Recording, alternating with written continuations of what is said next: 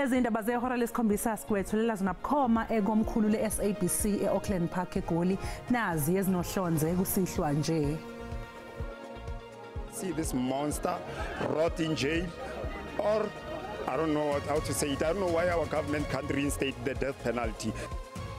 Lihlahliselwe inyanga ezayo icala lokubulala elibhekene nomlisa oneminyaka engu-26 nosolwa ngokugwaza owesimame ayehlekisana naye uGaugelo Maroda. Lawo owabe ngumphathi wamasipala wasemzimkhulu uZoliphansi Sikhosana uzoqhubeka nokuqunywa esitokisini ngemva kokuthi inkantolo ilihlehlise isicelo sakhe sebhayili ecaleni lokubulawa kowabe engunobhala jikelele wophiko lwentsha ye-ANC uSindiso Magaqa. My decision to dissolve the board is based on legal advice.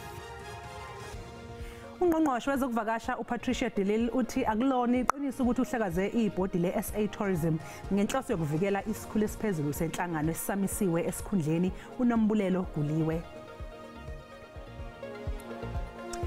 Mbukelisi kubingelele sikwamkeleni abenza kusihlwa enizethulelwa uNoxolo uMamtshali wakwamwali.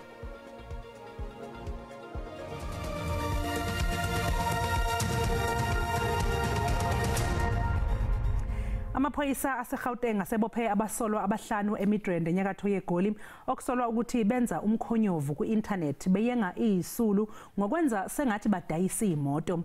Ngokusho kwamaphoyisa abasolwa babekhangisa ngemoto edayiswayo ku-Facebook Marketplace baphinde ke bahlela umhlangano nalabo abafuna ukuthenga. Uma umthengi onentshisakalo sefika ethuzobuka imoto abasolwa ke babamba inkunzi ngaphambi kokumphuca imali nezimpahla kanye nemoto abafike ngayo.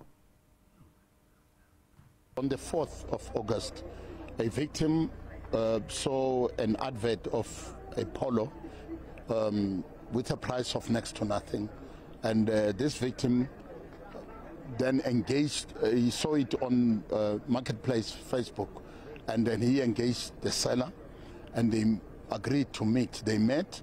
When they met, the victim was kidnapped, shot at, and they took all his money and his bank cards, and they withdrew a lot of money from his bank account.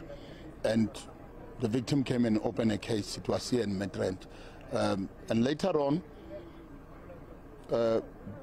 last week, his friend saw the same advert, and then engaged the seller. And after engaging the seller, he realized, but this can be the same scam or group of criminals. Then he engaged the police. And then we engaged our crime intelligence. They work on the information. They kept on enticing him to come and buy, and he played along, obviously, until today when they agreed. They gave him an address where he will get the car. They give him a house number on the same street, just here at the back, to say that's where you'll come, you'll get a car, bring cash, you'll get your car right away. Lihlahliselwe inyanga ezayo icala lokubulala elibhekene nomlisa oneminyaka engu-26 nosolwa ngokugwaza owesimame ayehlekisana naye uGaugelo Maroda. Owesilisa uneminyaka engu-26 ubudala uvele kafushane ngaphambi kwenkantolo njengoba esolwa ngokugwaza abulale ngesihluku uGaugelo Maroda. Lokhu kwenzeke ubesevele nje ephila ngaphansi kwencwadi yesivimbelo sasenkantolo ngenxa yezinsongo abezibhekise kumufi. The only thing that we need is justice for Gaugelo. We want to see this monster rot in jail, or I don't know how to say it. I don't know why our government can't reinstate the death penalty. Izakhamuzi, amalungu ezombusazwe kanye nezinhlangano ezingenzi inzuzo bezingaphandle kwenkantolo zilwisana nokuthi athole ibhayili. Of the girl, she's so scared because she said she doesn't know if this guy will come after them. What he did was gruesome and it's completely unacceptable, and we demand justice for Gaugelo. Isidumbu sika Maroda sitholakale esidindilizile sinamanxeba ngakwenye indawo yokucima ukoma yalapha kanti emva kwesikhathi kubikwa ukuthi umsolwa wabe esezivumela yena ngomlomo lesisenzo. We say no to bail because the perpetrator knows what he's done. It is all over social media. And we understand when they say investigations, but everything is right in front of their eyes, what he have done. So we are against whatever is happening right now. Okunye okuzwisa ubuhlungu ukuthi inyanga yabesifazane ayikaphothulwa kodwa zilokhu ziqhubeke njalo izigameko ezifana nalezi. Lowo owabe engumphathi womasipala wasemzimkhulu uZweliphansi Sikhosana uzoqhubeka nokugqunywa eStoksini ngemva kokuthi inkantolo ihlehlise isicelo sakhe sebhayili ecaleni lokubulawa kwabe unobhala jikelele wophiko lwentsha ye-ANC uSindiso Magaqa. uZweliphansi Sikhosana uboshwe okwesibili ngenyanga edlule mayelana necala lokubulawa kukaSindiso Magaqa. Amacala ayebekwe wona ahoxiswa ngo-2018 emuva kokuthi umbuso uthe abukho ubufakazi obenele obumbandakanya nokufa kukaMagaqa. Ungena ezintangeni uma ebuzwa ngobuhlobo anabo nabantu ekuthiwa bayabandakanyeka etulweni lokubulala uMagaqa. Inkantolo iphinde yezwa ukuthi uSikhosana wasebenzisa enye yemali eyayibekelwe ukulungiswa ihholo ngokuthi akhokhe isikweletu sika 1.3 million amarandi esasisele endlini yakhe eseThekwini. Kodwa ke uSikhosana uyakuphika lokhu. Umshushisi uAdvocate Lawrence Caba usecele inkantolo ukuthi imnqabele ibhayili uSikhosana. Uthi lokhu kungenxa yokuthi nguye kuphela osesele kulabo abathathwa njengongqondongqondo ekubulaweni kukaMagaqa. Ezinyangeni ezimbalwa ezedlule inkantolo ephakeme yaseMgungundlovu yagweba uSibusiso Ncengwa uDelikajele ngokubulawa kukaMagaqa. uNcengwa wazivumela yena icala wase ekhipha namagama abanye athi bayathinteka. Ukulalelwa kwesicelo sebhayili ke sikaSikhosana kulindeleke ukuthi kuqhubeke ngoSeptember. Ugcinwe eStoksini. NginguSimphiwe Makhanya wezindaba ze-SABC ngisemzimkhulu. Amaphoyisa esifundazweni KwaZulu-Natal akhathazekile ngesibalo samacala okuqolwa kwamabhizinisi eVerelem eThekwini. Amaqola abheke kakhulu abaphathi bamabhizinisi amancane, ikakhulu labo abangabokufika kuleli, nokungabantu ke abagcine bephoqa ukuba bakhokhele ukuthi bavikelwe ekutheni beqhuba amabhizinisi abo. Umphathi wenkampani yoNogade imele Reaction Unit South Africa uthayanda amacala okuqolwa kwamabhizinisi ngendlela ezehlukene eVerelem. Le nkampani siqiniwe kakhulu ngencingo zabantu emphakathini abaphoqwa ukuba bakhokhele ukuthi bayavikelwa egebengwini. Uthi kakhulukazi kuba amabhizinisi anganyelwa bokufika abhekana nokuqolwa nokungamabhizinisi abandakanya iphaza. The victims are threatened with their lives of the family, the children that attend schools. The suspects know the grades, they know the school, they know the transport that the kids are picked up with. Beyithomba badabuka eMozambique bangabanye babantu ababhekana nakho lokhu kuqolwa. Reaction Unit South Africa uthola unyuhlobo lalobugebengu odlondlobalayo lubandakanya ukusabisa izingane zesikole ngokuthi kuzosatshalaliswa imfanekiso yazo yocansi. At least about 80 to 90 cases this year alone, revenge porn where the victims are forced into paying. KwaZulu-Natal bathi ingane ikhalelwe amasongo kasigonyela ngenxa yokusabalalisa izithombe zocansi. Was arrested and as the child was taken to court through the child justice system. Because we are taking action, we believe that others will also be encouraged to open those cases. Ubugebenge ivezwe abakwaZidlodlo zibalula ukuthi angaphezulu kweinkulungwane eziyisithupha amacala okuqola amabhizinisi avuliwe kulelizwe kanti kusaboshwe abayizinkulungwane ezimbili. Ungqongqoshe wezokuvakasha uPatricia de Lille uthi akulona iqiniso ukuthi uhlakaze ibhodi leSA Tourism ngenhloso yokuvikela isikhulu esiphezulu senhlangano esisamisiwe esikhundleni uNombulelo Guliwe. Inhlangano ebhekele ezokuvakasha iSA Tourism akhona kokuqala izitholisa ematheni ngembiko engemihle. Eminyakeni emibili eyedlule yenze izivumelwano soxhaso lwesigidi zamarandi neqembu lebhola lezinyawo laseNgilandi iTottenham Hotspur esagcina soxhisiwe ngenxa yokuthi sasingekho emthethweni. Kamuva nje ungqongqoshe uPatricia de Lille uhlakaze ibhodi leSA Tourism alisola ngokuthi libambe umhlangano isikhekelembana lamisa esikhundleni isikhulu salo esiphezulu. uDe Lille uthe isinqumo sakhe sivunwa ngamandla nawo njengongqongqoshe. No such terminology in the act of a representative of the board. The Act is very clear that it's up to the Minister to appoint an acting chair, which they should have asked me to do. Isikhulu esiphezulu uNombulelo Guliwe umiswe yibhodi ngeinsolo zethenda leyigidi zamarandi okubikwe ukuthi uhlomlise ngalo inkampani engenasipiliyoni ekuhleleleni ingqungquthela yeAfrica Travel indaba. I have noted media reports that I'm protecting the CEO, for which I vehemently deny because it's not true. I've also been accused of political interference in the Tourism Board and in the affairs of the South African Tourism Board. And I always say to people that, well, you are entitled to your opinion, but you're certainly not entitled to your own facts. Ungqongqoshe uDelile uthe ukulungele nokuvela ekomidini laseParliament elibhekele umnyango uma kufanele azochaza phambi kwalo ngesinqumo sakhe. Mbukele okwamanje sasiqunje ngapha ngaseyitolo kanti uma ngabe sibuye sokuphathela uWT. This situation is leaving us very, very frustrated. For instance, I have medication here with me. I cannot even drink it.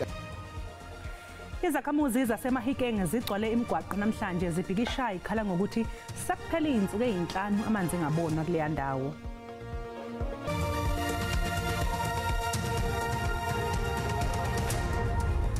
Sikubingelela sikwamukele mangabe usanda kungena odabeni oluphambili besibike ukuthi lihlahliselwe inyanga ezayo icala lokubulala elibhekene nomliso neminyaka ngama-26 nosolo ngokugwazi wesimame ayehlekisana naye uKhawukhelo Marota. Mbukela sikhumbuza ukuthi lezi ndaba ziyatholakala ku-YouTube na ku-SABC Plus. Ngena kuze uyicike ngamagama athi SABC izindaba na kanjani uzoyithola ngobunjalo bazo.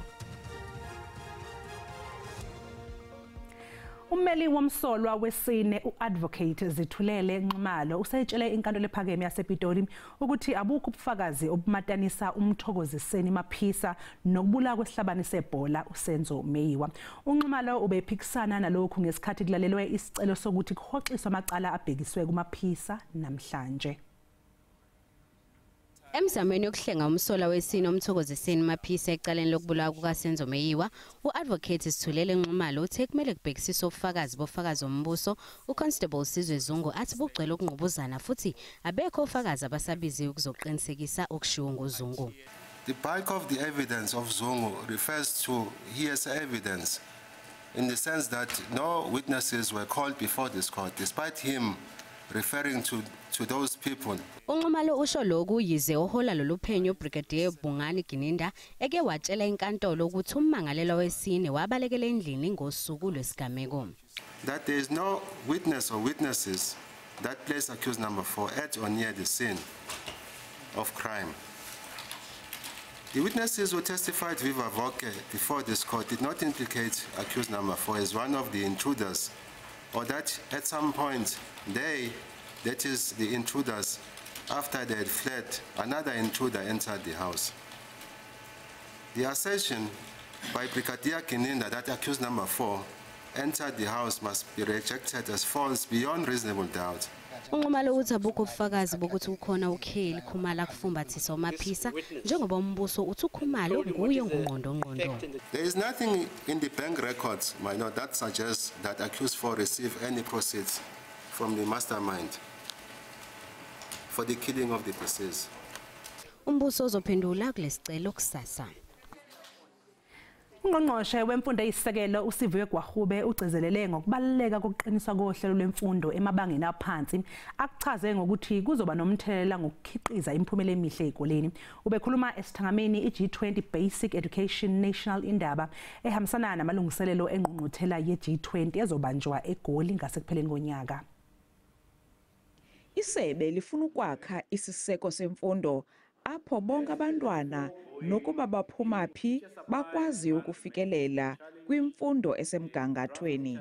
If we get the foundations of learning right, we won't obsess about whether or not children are taking maths and science when they get to matric.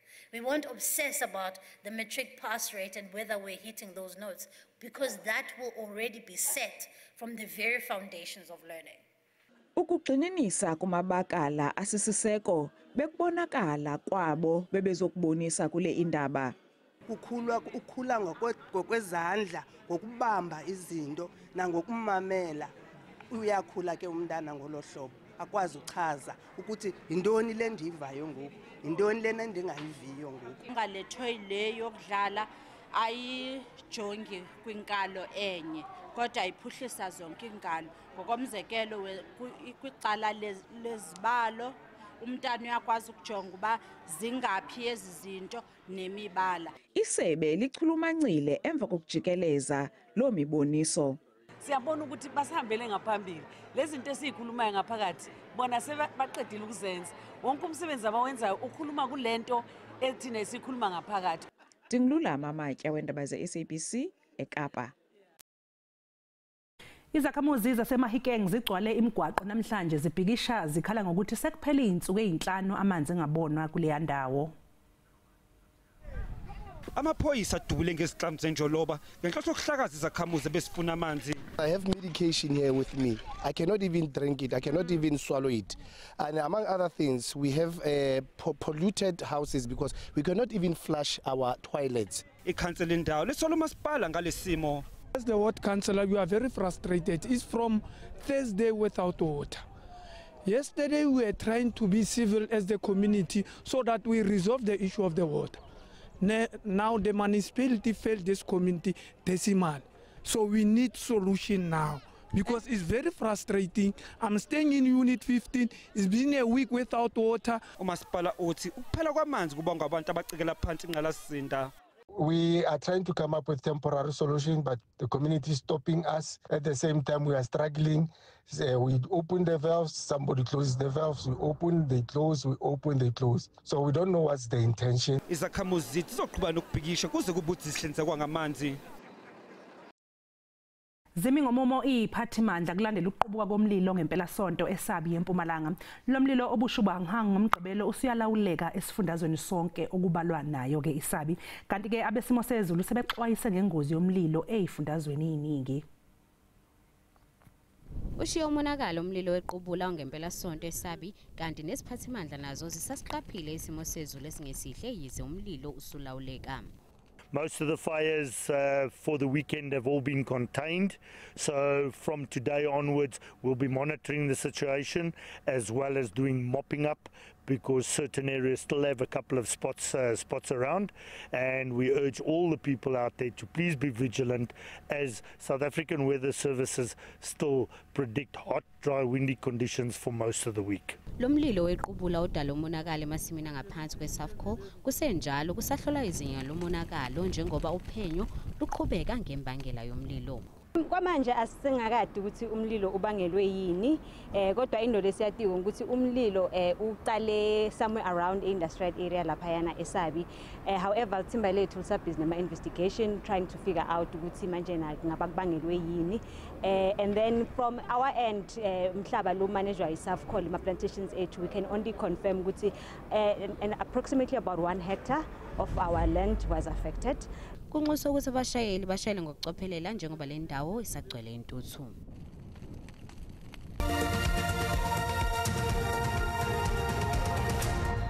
Kusenjalo umqeqeshi weKaizer Chiefs uNasreddin Nabi uzobe ehlele ebhentshini kokuqala kule season uma abafana bokuthula noxolo betholana phezulu neMamelodi Sundowns emidlalweni weBetway Premiership ngolwesithathu kusihlwa.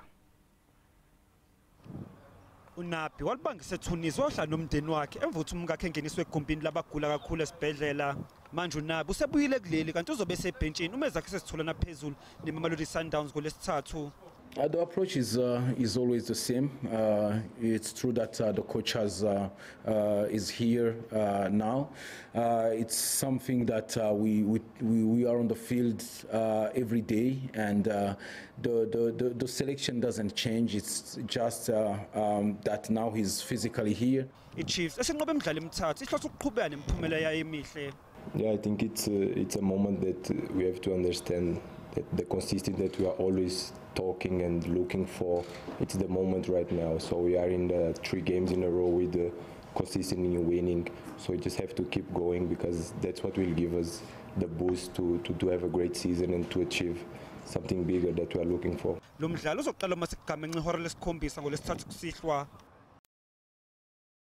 Mbukeli umhlahli wesimo sezulu uzolandela emva kwekhefu noThini Ntshiza.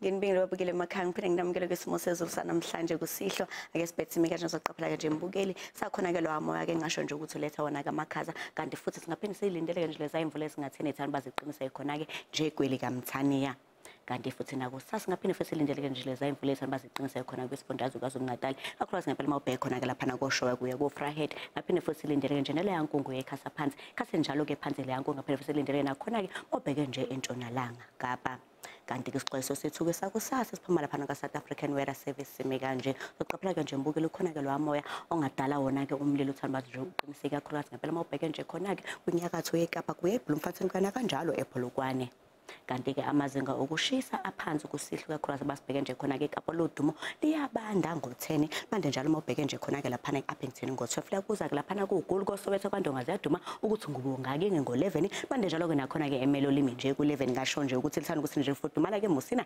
ngo16 liyabanda ke mngundlovu limi nje ku9 kanti lithanda ukuthi nje lifudumala ke eThekwini namhlanje ebusuku ngo17 manje njalo ke nakhona eGqeberha lilindele nje u9 wangawulindela nje futhi no9 khona ke eGeorge kanti kusasa lisabande eKapa lodumo ngo18 liyashisa ke ngempela mawubheke nje lapha eUppington ngo33 shise njalo ke koGoli ngo29 kanti ke Musina singawulindela nje u34 shise njalo ke nakhona mawubheke nje lapha ke koPholaborwa singawulindela nje u27 kanti mawubheke nje lapha ke Mnambithi limi nje ku23 Richards Bay singawulindela nje u22 mawubheke nje khona ke lapha ke eThekwini eClermont kwaMashu eMlazi singawulindela nje u21 luyabanda ke nje lapha ke eGqeberha singawulindela nje u19 kuya eGeorge singawulindela nje u18 isibeka lapho ke isimo sezulu sanamhlanje kusihlwa mina ke nginto ngamadlamini ulangelihle ngoba libalele yithi konke kufeziwe.